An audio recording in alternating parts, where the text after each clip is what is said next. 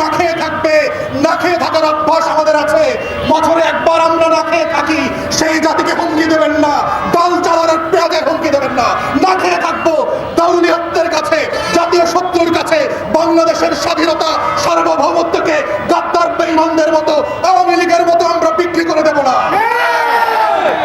প্রিয় দেশবাসী, যারা আমাদেরকে কথায় কথায় বলছে যে এই রাষ্ট্র বেশি দিন থাকবে না, বাংলাদেশের চিকেন নেক চট্টগ্রাম ফেনী অঞ্চল নাকি তারা কেটে নিয়ে যাবে, আমাদের চট্টগ্রাম বন্দর নাকি তারা নিয়ে যাবে, আমাদের উত্তরাঞ্চলের রাজশাহী খুলনা যশোর অঞ্চল নাকি তারা কেটে নিয়ে যাবে। বোকার স্বর্গে বাস করছেন, রাতের স্বপ্ন দেখতে থাকেন।